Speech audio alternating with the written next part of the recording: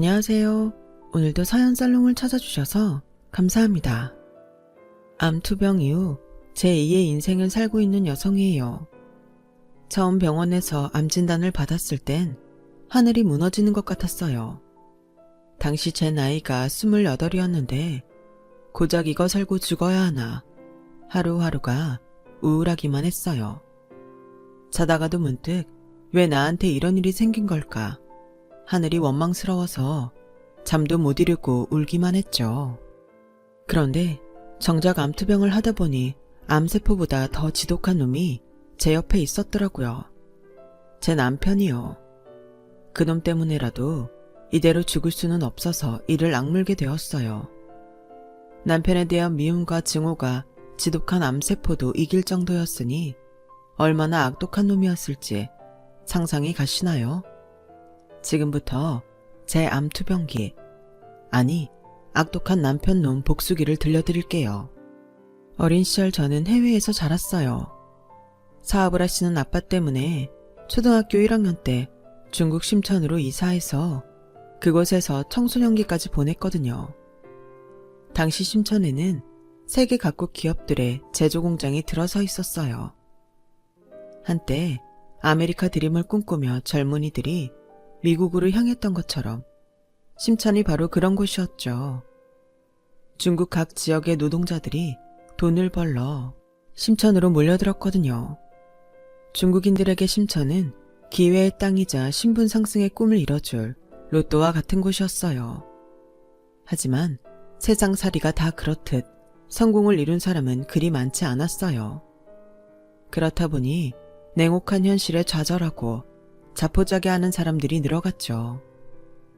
부의 상징인 높은 아파트가 곳곳에 들어섰지만 하루 벌어 하루 사는 빈곤한 노동자도 늘어갔어요. 16차선을 달리는 승용차 대부분은 해외 유명 브랜드 차들이었어요. 한 대 걸러 한 대는 벤츠, 아우디 같은 고급 수입차였죠. 급격한 빈부차는 사회 곳곳을 병들게 만들었고 얼마 지나지 않아 심천은 무법 도시처럼 변해갔어요.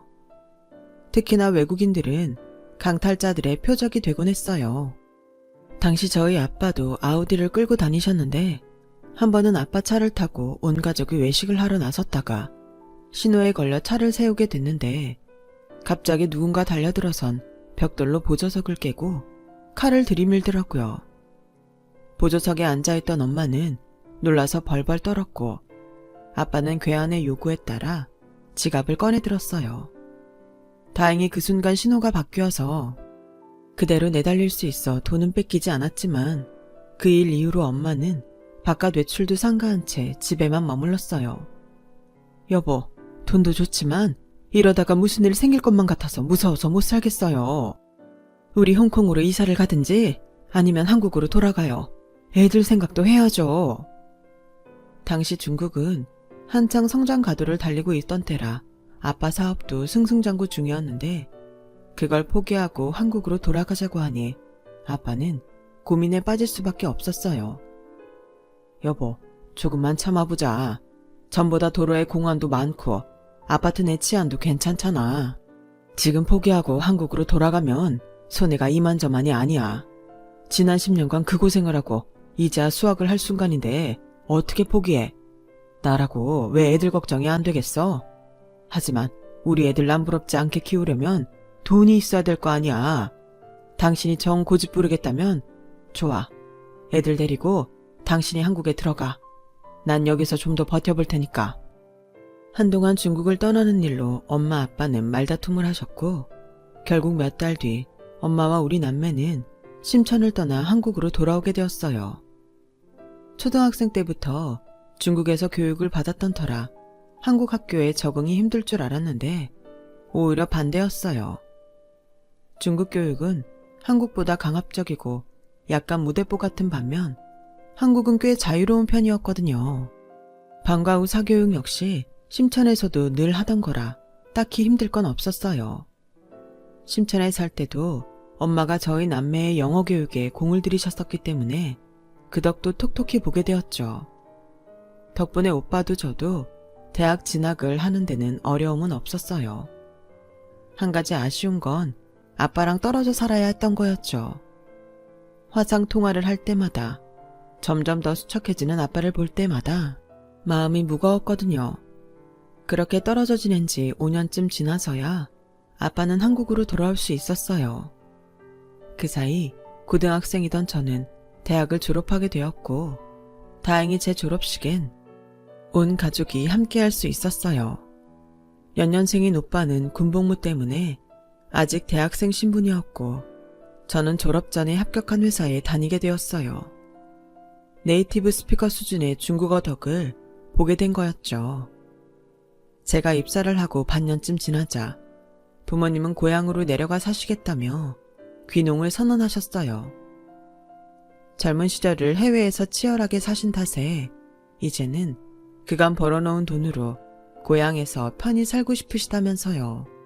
자식들도 다 키웠으니 이만하면 부모 노릇은 다 한 거 아니겠니? 앞으로 네 엄마랑 둘이서 신혼 때처럼 살아볼 생각이다.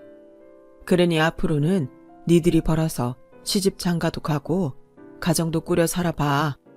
오빠의 남은 학기 학비를 끝으로 더는 지원이 없을 거라는 말씀을 남기시곤 부모님은 고향으로 내려가셨어요. 거기다 오빠까지 친구와 살겠다며 집을 나가는 바람에 저는 오피스텔로 이사를 했어요. 처음엔 좋았어요. 난생 처음 혼자서 살게 된 터라 집 꾸미고 살림 늘리는 재미가 쏠쏠했거든요. 그런데 시간이 지나자 재미보다는 불 꺼진 집에 돌아와 밥도 혼자 먹고 TV도 혼자 보고 쉬는 날엔 말 한마디 않고 사는 생활이 우울하더라고요. 한국에 돌아와 사귄 친구들이 꽤 있긴 했지만 다들 회사 일에 바쁘거나 일찍 결혼을 한 친구들은 육아 때문에 시간을 내기 힘들었어요. 그러던 차에 회사 동료 권유로 인터넷 커뮤니티에서 비슷한 취미를 가진 사람들을 만나게 되었어요. 한국에 거주하는 외국인과 외국에서 살다 온 사람들이 주였어요. 한국 사회에 완벽하게 녹아들지 못한 사람들이지만 한국이 좋아서 함께 국내 여행을 다니면서 한국의 산과 바다를 즐기는 사람들이었죠. 혼자서는 엄두가 안 나는 여행이지만 여럿이 힘을 합해 다니니까 두려움도 덜하고 신이 나더라고요. 각자 인터넷이나 지인을 통해 얻은 정보를 모임에 나와 나누기도 하고 한국살이에 어려움도 나누곤 했어요. 그런데 언제부턴가 외국어를 배우러 가입한 한국인들이 늘면서 커뮤니티가 변질이 되기 시작한 거예요. 그런 부류의 사람들은 주로 백인 위주의 젊은 이성들을 타깃으로 삼아 연애 목적으로 접근하곤 했는데, 연애를 시작하면 커플이 동반으로 커뮤니티를 탈퇴하곤 했어요. 굳이 귀찮게 여행까지 다니지 않아도 영어를 가르쳐줄 상대를 구했으니 더는 커뮤니티가 필요 없다 이거였죠. 모처럼 좋은 모임을 통해 주말마다 여행도 다니고 말동무도 사귀었던 저로서는 무척 안타까웠어요. 남편과 만나게 된 건 그 무렵이었어요. 하루는 커뮤니티에서 함께 활동하던 남자분이 제게 톡을 했더라고요. 이 사람이 바로 훗날 제 남편이 된 남자예요. 남편은 이번 주말에 강화도 전등사에 갈 건데 시간이 되면 같이 가자더군요. 안 그래도 심심했던 터라 두말 않고 바로 가겠다고 했죠. 모처럼 사람들과 여행을 떠난다는 생각에 들떠서 생각하고 자시고 할 겨를이 없었거든요. 그런데 약속 당일날 나가보니 남편과 저 둘뿐이더라고요. 실망한 제 표정을 본 남편은 머쓱한 표정으로 그러더라고요. 아, 나이 많은 아저씨랑 단 둘이 가게 돼서 실망했나 보네. 정 안 내키면 안 가도 돼요. 아니에요. 전 여러 명이 같이 가는 줄 알고 있었거든요. 그래서 조금 당황한 것 뿐이에요. 남편은 저보다 7살이 많았어요. 어릴 때 미국으로 이민 갔다가 대학을 졸업하고 한국 회사에 취직해 돌아온 경우였죠. 커뮤니티에서 만난 지는 꽤 됐지만 단둘이 대화를 나눠본 적은 거의 없어서 서먹서먹한 상태였죠. 이런 사람이 왜 굳이 친하지도 않은 나한테 연락을 했을까 궁금했지만 선뜻 묻기도 뭐했어요. 혹여 기분 나빠할까봐요.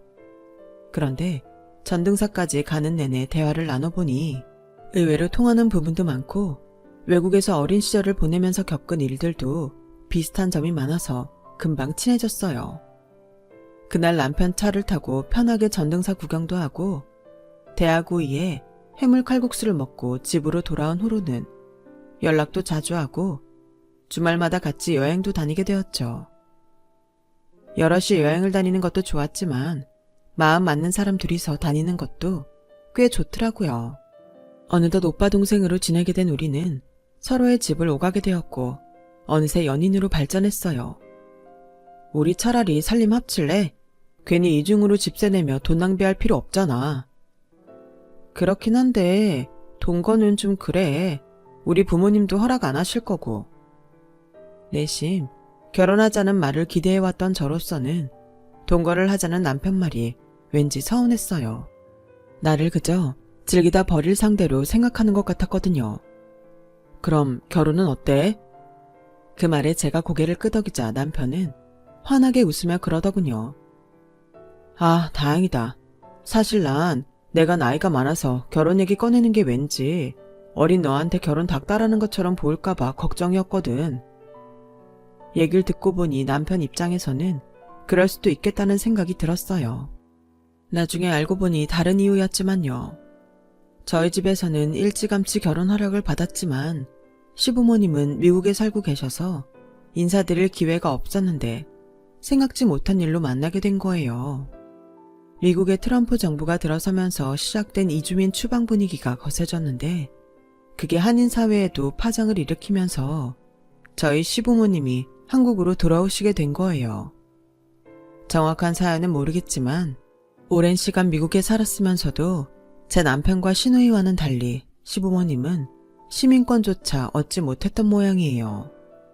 그러다 아들이 한국에 터를 잡은 차에 미국 정부의 압박까지 거세지자 결국 한국행을 결심한 거였죠.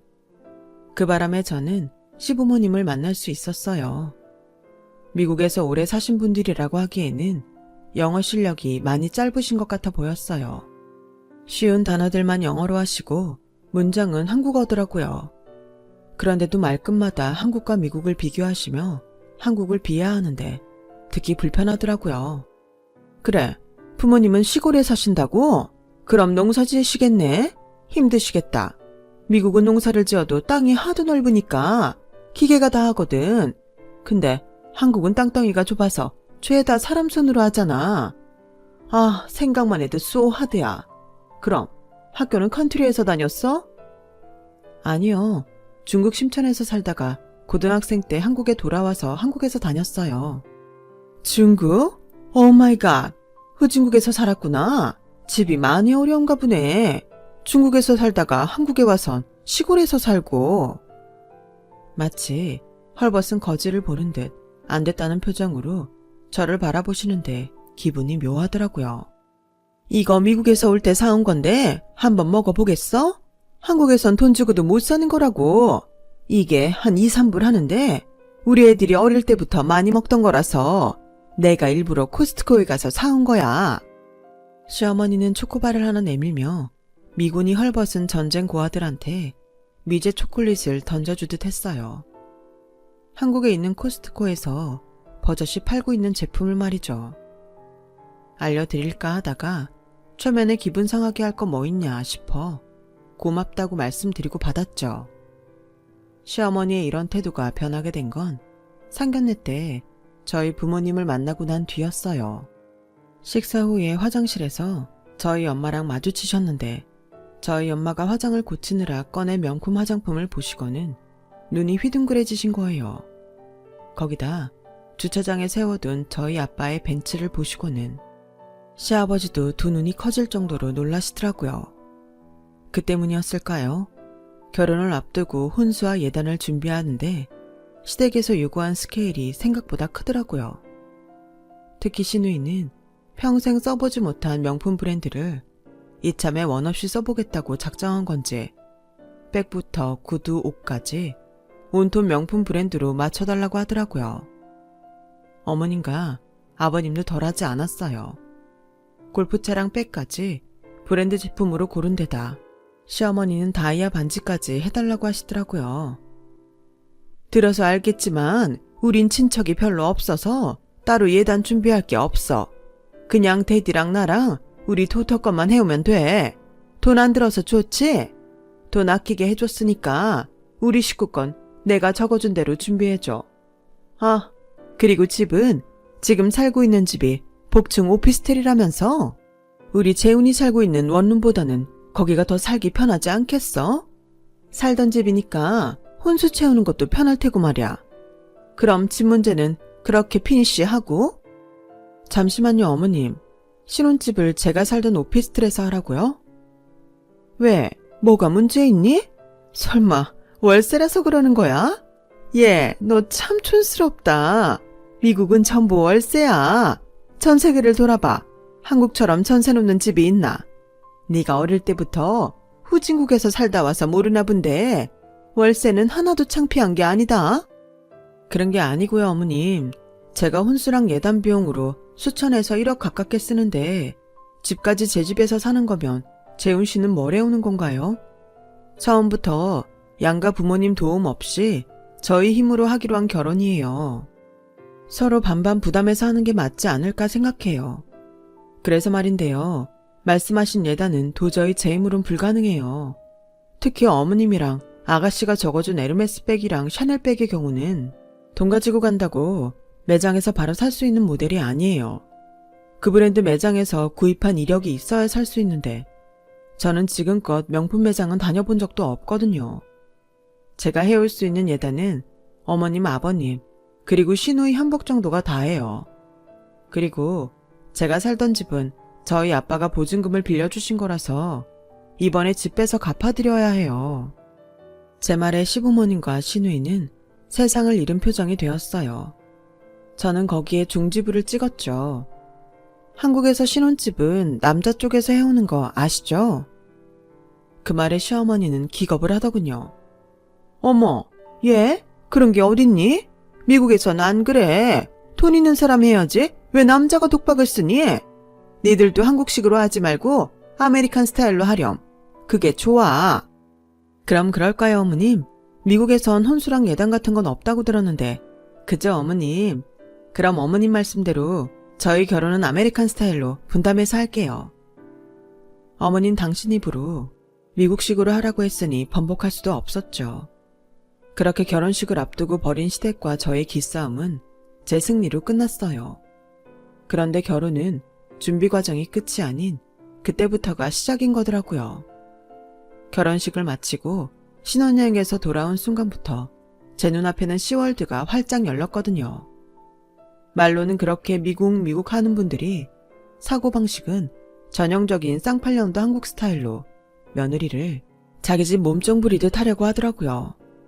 가족이라는 명목하에 툭 하면 저를 불러다가 운전기사로 부려먹고 관공서 일은 물론 심지어 쓰레기 봉투 사는 것까지 저를 불러서 시켰어요.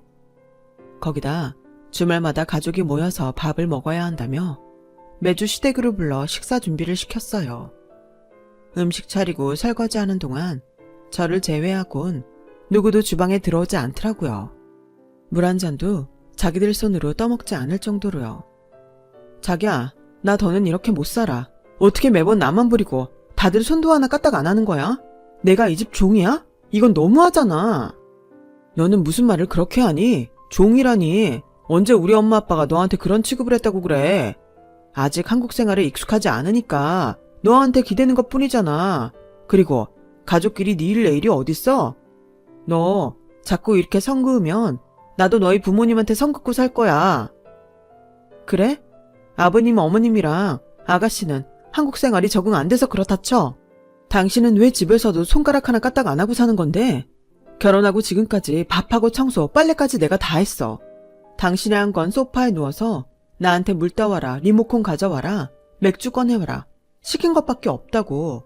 당신한테 난 도대체 뭐야? 야, 난 어릴 때부터 지금까지 엄마랑 내 여동생이 다 해줬어.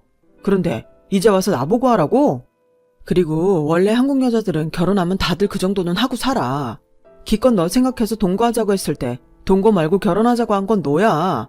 네가 바란 결혼이니까 거기에 따르는 책임도 네가 져야 하는 거라고. 그럼 동거했으면 자기도 집안일을 했을 거란 얘기야? 그땐 뭐 했을 수도 있지. 남편은 말이 안 통하는 사람이었어요.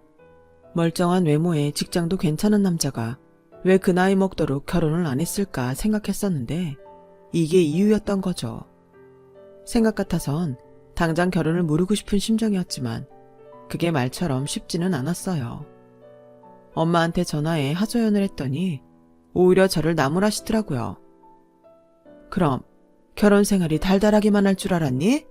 네 아빠도 예전엔 얼마나 이기적이었는데 그걸 고쳐가며 사느라 내가 얼마나 소갈이하고 살았는 줄 아니? 조금씩 고쳐가며 살아. 별 수 있니? 네가 선택한 사람인걸. 가족밖에 모르는 아빠도 예전엔 제 남편처럼 이기적인 사람이었다는 말이 그나마 위안이 됐어요. 시간이 지나면 우리 아빠처럼 변화될 여지가 있다고 믿었으니까요. 그런데 모든 사람이 다 좋은 쪽으로 변하는 건 아니었던 모양이에요. 결혼하고 1년이 지나는 동안 시댁 식구와 남편 때문에 몸과 마음고생을 했던 제가 몹쓸 병에 걸려버린 거예요. 암이었어요. 직장에서 건강검진을 받았는데 의심되는 소견이 발견됐다며 재검을 받으라고 하더라고요.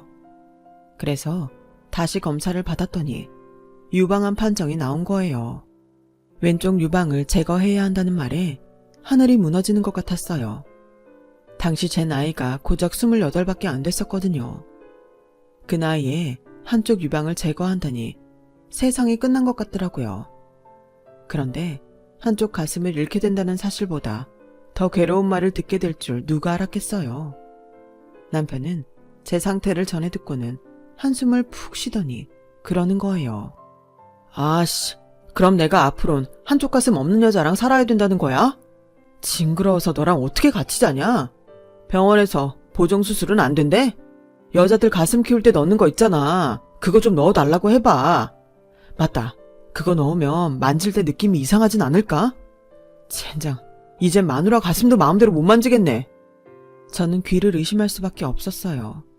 남편이라는 작자가 아내가 유방암에 걸렸다는데 이딴 소리를 한다는 게 말이 되나요? 자기, 지금 내 말 못 알아들었어? 나 유방암이라고. 내 몸에 악성 종양이 생겼단 말이야. 그런데 가슴 못 만지게 되는 게 그렇게 아쉽고 화가 나? 난 죽을 수도 있단 말이야. 야, 너 당장 죽는 거 아니잖아. 막말로 지금 이 순간 가장 빡치는 사람이 누구겠냐? 바로 나야. 결혼하고 2년 만에 마누라가 암에 걸렸는데 열 안 받게 생겼냐고. 수술비에 병원비, 거기다 가슴까지 드러내겠다는데 내가 어떻게 곱게 얘기할 수 있겠냐?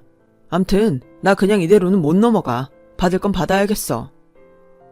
씩씩대던 남편은 휴대폰을 꺼내 어디론가 전화를 걸었어요.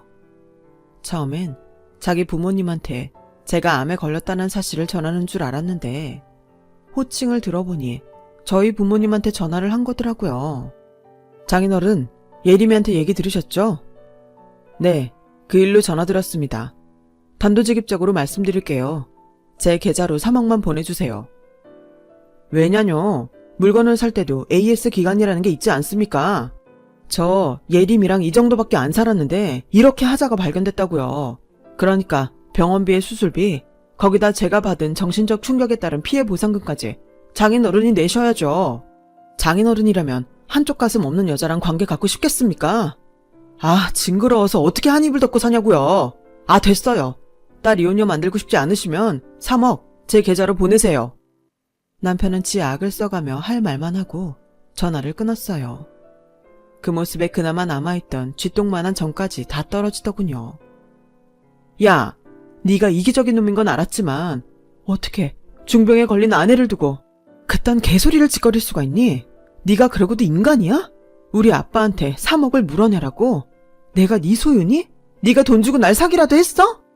결혼하고 지금까지 니네 집일에 종처럼 부려먹기만 해놓고 병드니까 이제 와서 환불받겠다는 거니? 말해봐, 이 개새끼야. 그 나이를 처먹고도 그 정도 사고밖에 못하는 인간이라니? 이런 걸 그동안 인간 대접해온 내가 정신 빠진 년이지. 이참에 깔끔하게 갈라서자.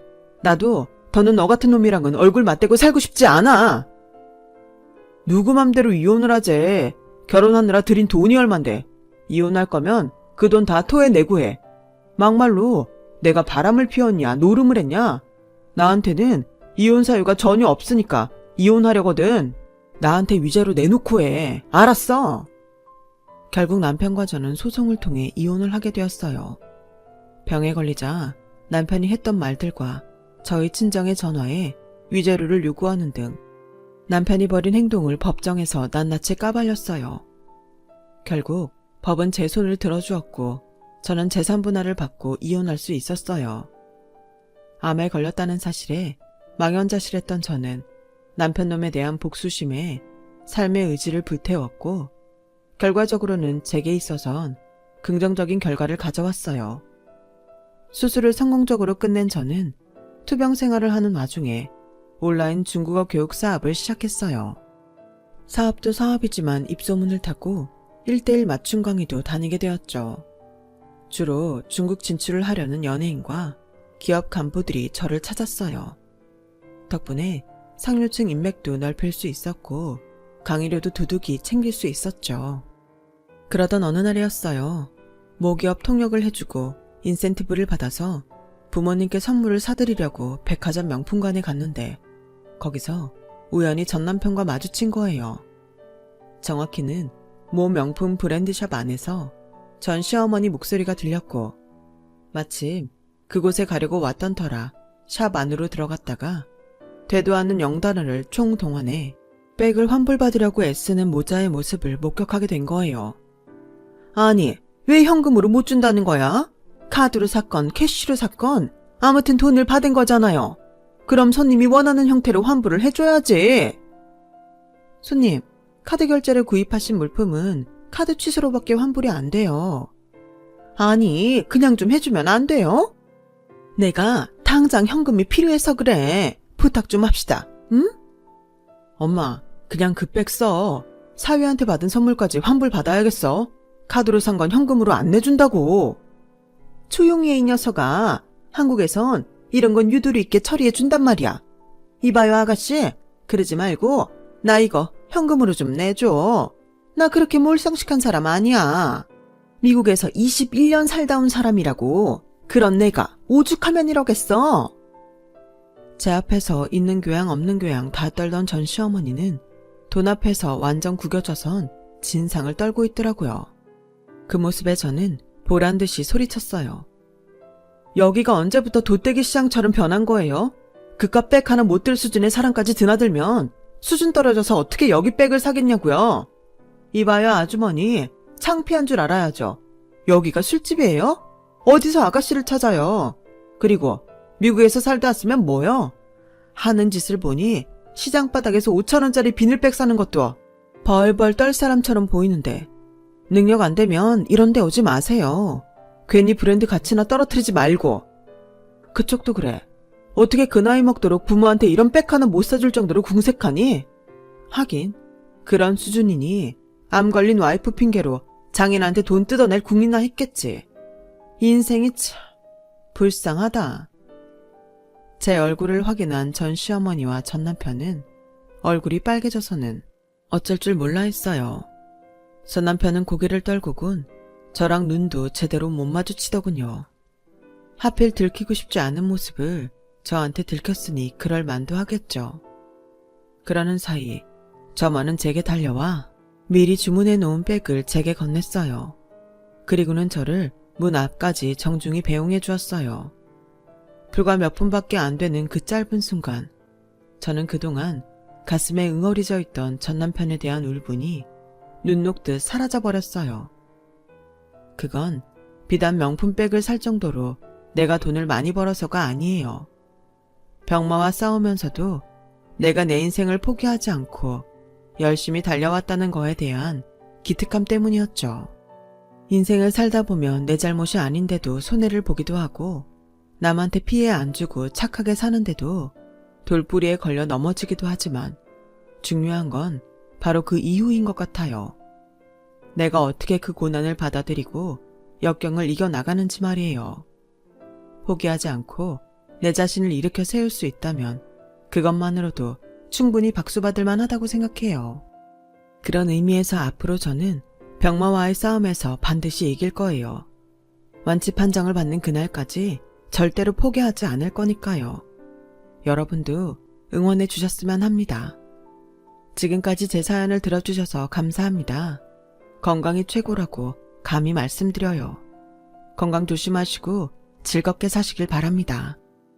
여러분, 사연 댓글에 응원과 현명한 조언 부탁드려요. 좋아요와 구독은 저에게 큰 힘이 됩니다. 오늘도 좋은 일 가득하세요.